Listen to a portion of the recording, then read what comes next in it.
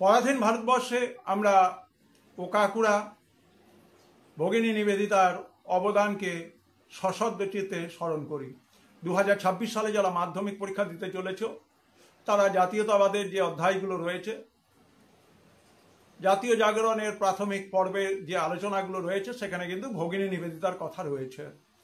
1867 সালের 28 অক্টোবর উত্তর আয়ারল্যান্ডের ডুঙ্গাননে জন্মগ্রহণ করেন।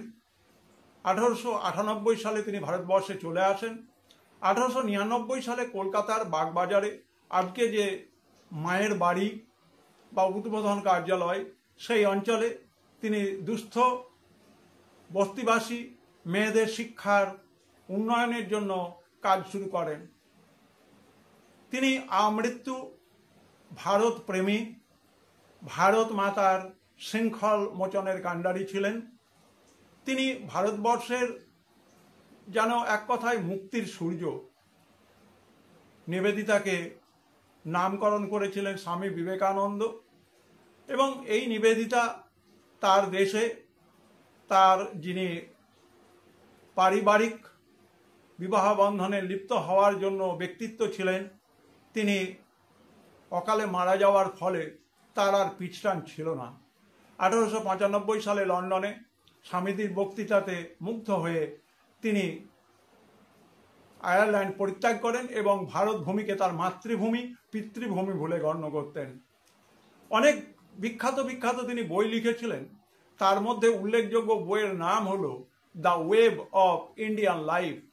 The wave of Indian life অর্থাৎ ভারতের যে সনাতনী জীবনধারা, ভারতের মানুষের যে ঐতিহ্য পরম্পরা, ভারতীয় সংস্কৃতি, তাকে যেন হাতছানি দিয়ে ভারত মাটিতে ভারতের মায়ের এক সন্তান হিসেবে তুলে ধরেছিল।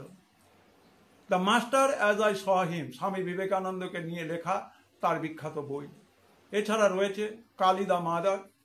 এবং আমরা জানি পরাধীন ভারতবর্ষে জাতীয় পতাকার তিনি ডিজাইন করেছিলেন 1904 সালে, এবং সেখানে ইন্দ্রের বজ্রচিহ্ন ছিল। পতাকার দুটি রং ছিল, একটি হচ্ছে লাল এবং একটি হলুদ। অবশ্যই তোমরা in the light off history, ইতিহাসের আলোয় ইউটিউব চ্যানেল থেকে ইতিহাসের অনেক খুঁটিনাটি তথ্য পাবে, যেগুলো সচরাচর তোমাদের পাঠ্য বইগুলিতে হয়তো লেখকরা তাদের জায়গার অভাবের জন্য হয়তো স্থান দিতে পারেননি, এবং সেই জায়গাগুলোকে তোমাদের সামনে তুলে ধরার জন্য in the light off history, ইতিহাসের আলোয় ইউটিউব চ্যানেল রয়েছে। সবাই ভালো থেকো, সুস্থ থেকো।